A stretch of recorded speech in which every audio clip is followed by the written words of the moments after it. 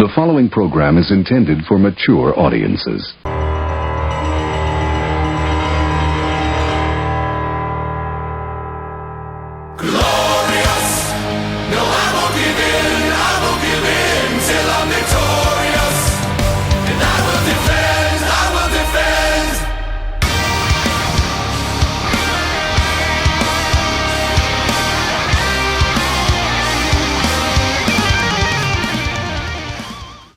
It absolutely is a great day anytime McGee Uncensored releases an episode of the podcast.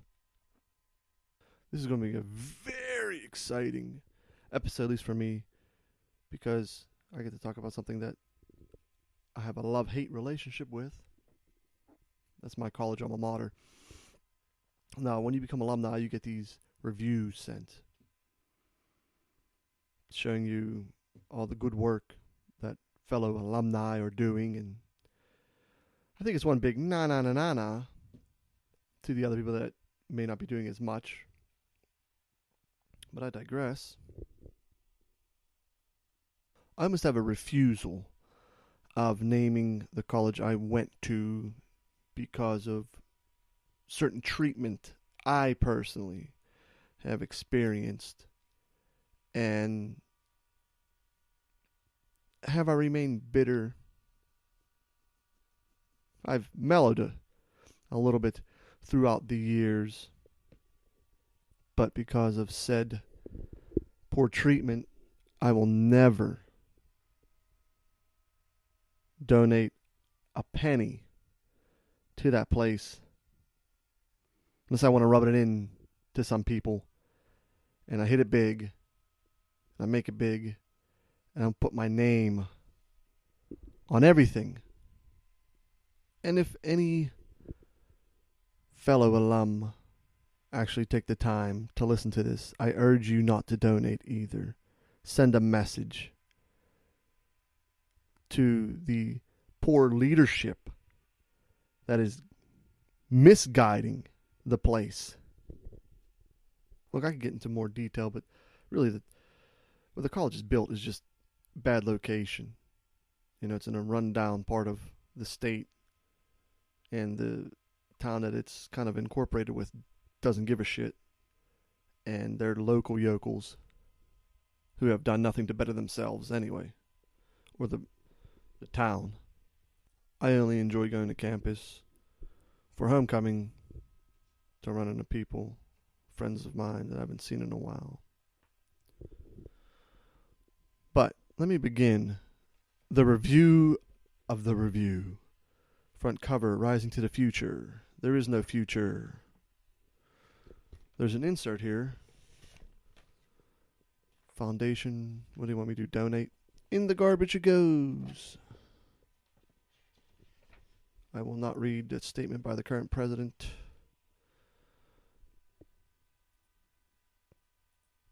But I will read current president's almost 2 years ago, $800,000 spent to revamp the home. And I believe $10,000 goes to a dog bath. A friend of mine recently told me. I'll get to that a little bit later. As you can see, my disgust for the place and why people who went there want nothing to do with it anymore.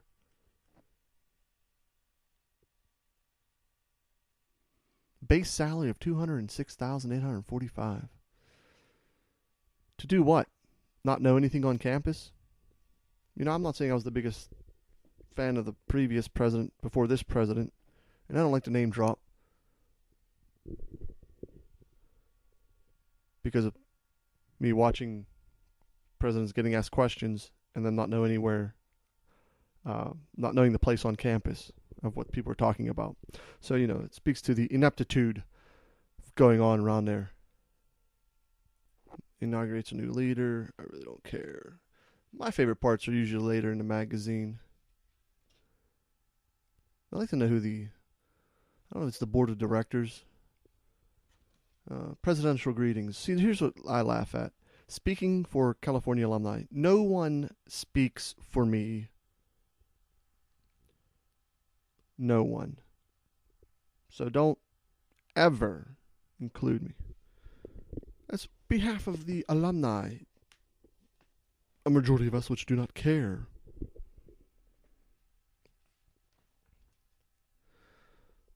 Moving on. Nothing important. Again, nothing important. What is this? People receive awards, and someone wrote a book. Farm life lessons. I mean, sometimes you just look and say, they're really reaching for material.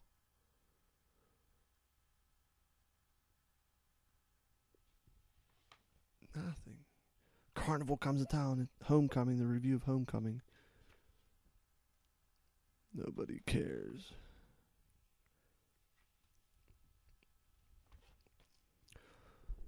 Oh, Alumni's team finish first in reality TV show. The Amazing Race Canada doesn't count.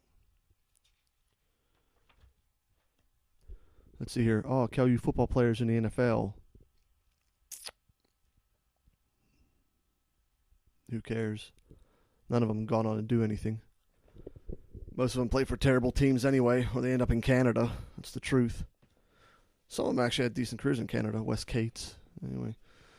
It's not like this if they go and achieve stuff. A couple years, when was I? I was down the bar a couple years ago, and before this, one guy got drafted, and I had a friend come up to me. He's like, "Oh, he just got drafted," and I said, "I don't care. The guy's not going to do anything for me. He's not going to do anything for you. Who cares?" He's been cut like 4 times, and he plays on. He plays on a shit team anyway. Their salaries are low for the first 3 years. That's why they stay on a team, because they can afford them. Then they get cut and they don't do anything. They got to go be used car salesmen. That's the truth. The Milestones, that's my favorite. Because I graduated in 2007 and I finished my undergrad in 2008. And I always go straight to about the 2000s, look for around the people of my time to see if anybody entered anything. And nobody I know. There really isn't. There's no one I know. Personally. Nick DeWitt. Shout out to Nick DeWitt, who will never hear this. He's a teacher now. I guess they really needed teachers in that school district. But I crack up because people who just graduated in the spring think that they're a big deal. And they put all their information in here. I guess that's, I don't know, is that the millennial generation? I don't know. I don't like to really put tags on people or generations or whatnot, but you just graduated. Nobody really gives a shit what you're doing at all. Nobody does. But I laugh when they call me, because I know why they're calling me. They want me to donate, and that's just not happening at all. Weddings. Oh, see. Well, let's hear engagements first. Sarah Hamilton. Vinnie Caution, if you're listening, you know her. I guess there's someone for everyone. And then Liz Fegley, Lizzo, whatever. Well, she got married. They got 2 dogs. That doesn't surprise me. Remember her for a little bit.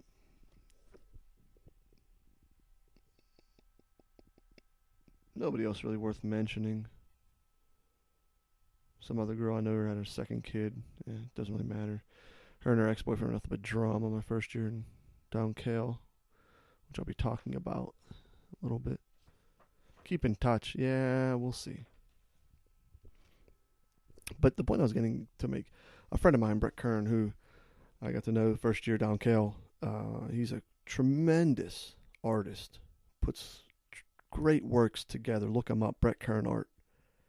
He had a little interaction with me lately after I had posted something, and he told me that they're looking to rid of, I don't know if the entire art program or part of the art program down Cal U, and he wrote a letter in support of it, and he got a response back from someone. It wasn't the president, but someone telling him to not ever contact the president. So as you can see, she's very cordial, very warming, and welcoming. and full of shit, in my opinion. If you look at the cover of this thing, it's like, just that F off kind of look. That's what she got going on. I don't know her personally, but she seems like another idiot. Nothing I'm saying is slanderous here or defamation. I just find it a laugh that you get these reviews. And then, in the past, I should have started doing these in the past. The Alumni of the Year award, which that's almost like fictitious, but that does exist. Nobody made it from this university. Nobody big. Most people dropped out and did something. People I know, they're just living normal lives. And they sure as hell aren't donating. But Ashley Roth, she's married to a fraternity brother. She was the one speaking on behalf of the alumni. No, you don't. Don't you dare. Leslie Fleener. Leslie Fleener, she's a board of the alumni or something. And this is how big of a joke that shit is. Let me tell you. But a year ago, I reached out and asked when the nominations were going to be, because they used to run a system where ballot was mailed out to alumni and they'd vote. And then all of a sudden they changed it. And they wanted me to send in a resume. And I don't know if there's a letter or not. I have everything still saved. I do. But here I am looking to just, basically it's a volunteer position to be on the alumni board of directors. You don't do anything. You meet in the morning during homecoming and maybe a few times throughout the year. No, I'm not really sure, but it's nothing. In my opinion, it's nothing great.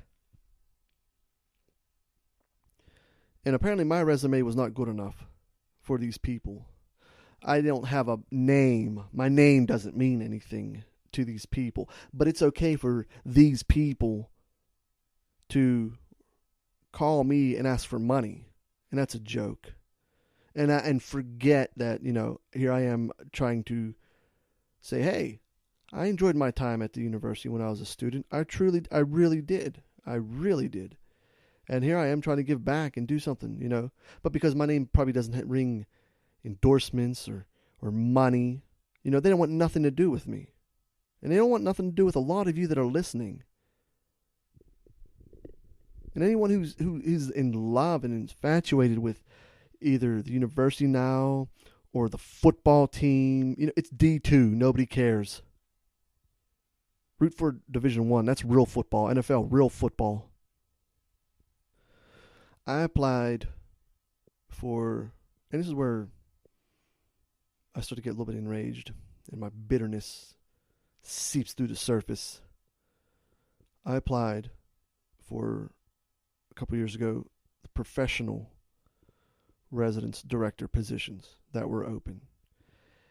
And both times I was rejected because I didn't meet so-called their qualifications or their standards.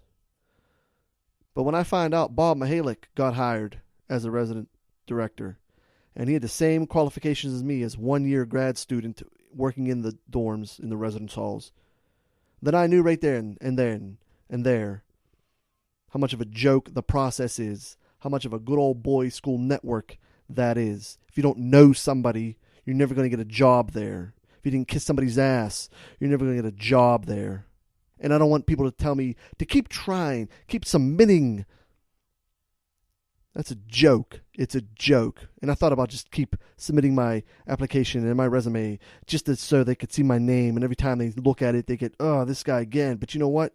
I didn't care. And then I was like, I'm not going to be a fool to do that anymore. I know people who are very good ass kissers, and that's how they get their jobs in life. And I see how they have no soul because of that, because they sold it for basically a meaningless position for average pay. I will not do that. I always wanted to know who was on that hiring committee and who was on a search committee that went through those resumes. I wanted to know if Jim Floof was on that asshole. I'd like to know who was the one who had my fate in their hands and said, no, not him. No, not him. Overall, my good experiences trump the bad experience. But the bad experiences were so bad that I cannot forgive or forget. I know I'm getting riled up. But when I start to talk about it, and I think about the fools that are employed there, that are still employed there, and then last spring, they want to furlough people who are actually doing their job, unlike people who have been there for over 20 years and still don't know how to do their job in the positions that they're in. Complete joke. And I think Mihalik moved his way up. I don't know if he got more degrees, but he's not a resident director anymore. He's doing something still in the university. And I remember I used to see that guy get hammered DJing down McMoe's. See, I know who a lot of people are. I may not know them personally, but I know who they are. And I remember what they've done. And I saw him, I think at homecoming. Either it was this year or last year. He's gray-haired, and I think he's younger than me. See, I was on a search committee when I was in grad school to find new resident directors. And let me tell you what, they violated laws because they advertised for one job, but they're secretly telling certain candidates, there's going to be a second opening. You can't do that. That's illegal. Because they're worried that this old man that applied was going to sue them. And I remember Mihalik applied then, and he didn't get past the phone interview. And I remember some kid from Brownsville, because his parents knew the president at the time, got all the way into the in-person interview. The phone interview was god-awful, horrible. You would think between that and knowing that you're going to get the in-person interview, you would work on your skills, and he didn't. It was nails on a chalkboard bad. But I'm sure his parents got him a job somewhere, instead of him fighting for it, because he couldn't get it on his own, I guarantee you that. Moron. I think he played basketball. I think I had a conversation with him. I'm not saying he's a terrible person, but come on. And that interview process was a joke, too. Complete joke. The one girl applied, was a grad student at one point, and she ended up getting a job. I don't know if she's still there or not. I don't know. And they gave it to the best qualified candidate that they thought on paper. And I told her, I said, she's not going to take the job. And they offered her, and she turned it down. Well, there you go. And Nancy Scoble's on that search committee, and she's worthless. They let from the Women's Center, Kay Dorrance, Kay Kutz now, friend of my brother's, mutual friend, I know her. They let her go. They furloughed her. All she did for the girls there at the Women's Center. They even stated on record, some of the girls at the university, they don't even know who Nancy Scoble is, where she's at. But no, she's been there for 20-some years, and she's still there. Joke. I've seen her in person. Incapable of doing the job she's assigned. The coolest one I ever met down there is Nancy Pinardi. She was the coolest woman because she remembered me in my red suit from homecoming. That's right. That's why I wore that red suit, so people would remember all these years later. It's called marketing and branding yourself. And it was a stick it to that Fetzko woman that was running the homecoming committee at the time where dinner time. I didn't have a black suit. I'm not normal. I'm not plain, bland, or boring. So I got a Carolina blue checkered suit the one year that I made court, and then the year before I got that red one. I don't care. President's wife seemed to like it. I never asked anything of anyone down there. I just wanted a fair shot. That's it. And I think I'm done applying down there. I haven't applied there in years. It's not even worth my time anymore. I'm on to doing this podcast to get some traction, to get my voice out there, to get it heard, because I can't be a company person. I can't just sit there and go, yeah, I think that's a great idea when it's terrible. I open this podcast, open forum to people to come on. And I know some friends are somewhat employed by the university, and good for them. They needed the jobs. I get it. But they settled. This is no rinky-dink operation. This isn't me doing the high school game of the week on a Friday. Football. I mean, I'm over it. But I don't need these people to condescend to me when I see a bunch of them. And a big reason why I don't really name drop is because I don't want the problems. I'm not going to do that yet. I know I'm well within my legal rights. That residence director position would have been nice for a couple years, living in the building, in a nice environment, community, making about 36,000, not having to spend too much on bills. Nah. Wasn't meant to be, apparently. And I didn't even get into how I am an American with a disability, and I have Charcot-Marie Tooth disease, and how I should have been interviewed based on that, and my qualifications. And I don't use that as a crutch. I don't. Well, I started to at Cal. People don't care. They don't care at all. You have another figure-headed president who is going to be there for a couple years because of her age. Not going to do anything. They're just going to keep cutting stuff because the previous president spent too much, and that previous president survived 2 no confidence vote. I wasn't part of his army. If I didn't get myself involved, then I probably wouldn't be in this position now, to where I'm looking back and seeming somewhat pissed off. If I just went, not made friends, just did the class, got my degree, and then moved on in life, I would be okay. But no, I got involved. I got too far in, and that's my problem. I started to care. I think it's my problem. I care because I know I could do a better job than those there. And here I am, still trying to get my foot in the door at 34 years of age. Well, I'm forging my own path now, which I should have done a long time ago. But see, the optimism that existed, that I created, thought that I actually had a fair chance at something because of all that I gave to that place. But no. So I don't care. Like I said, those people aren't going to do anything for me, and I'm not going to do anything for them. So I'll say whatever I damn well please. I know I might get only 2 views on this on YouTube, so I really don't care. That's why I don't care what I say anymore. I don't care. I'm just getting it out there. It's good therapy. I don't know if there's a moral to this story, but I know don't let anybody treat you less than what you know you are. Less than you're worth. I think that's what I wanted to say. I start to get fired up, and I don't have time to make these philosophical quotes. But yeah, it comes down to don't make anybody feel like you're less than them when you're not. I wish I could just sit like Floof does and do the criminal, the justice, whatever the hell his job is now, discipline. You want to talk about by the book boring? Go meet Jim Floof. Nice bowl cut. I know I'm going to have a lot more coming out about my time at the university. So, like I said, almost like an autobiography. I'd rather write the words and say the words and have you people listen to them and hear the feeling and the passion behind what I say. And if some of this was a rant, I don't apologize. I'm just trying to get my point across the best I can. And this is the medium I use it on. So for any alumni who actually took the time to listen to this, and what else are you going to do in these cold days of winter? Listen to this podcast. Share it. Like it. Like my page on Facebook, McGee Uncensored. Follow me on Twitter, McGee Uncensored. Follow me on Instagram, McGee Uncensored. Did you get it? Good. This is McGee. This has been McGee Uncensored Podcast. Tune in next time.